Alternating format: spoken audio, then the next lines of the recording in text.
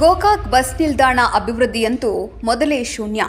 ನಿಲ್ದಾಣದ ಆವರಣದ ಎಲ್ಲಾ ರಸ್ತೆ ಹದಗೆಟ್ಟು ಧೂಳು ಏಳುತ್ತಿರುವ ದೃಶ್ಯಗಳು, ನಿಲ್ದಾಣ ತುಂಬೆಲ್ಲ ಕಸದ ರಾಶಿ.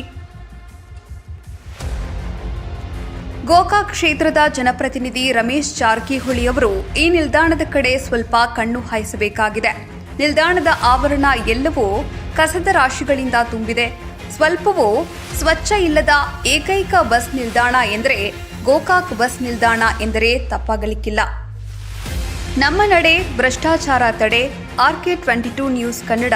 Doctor Ravi B Kamble, Gokak.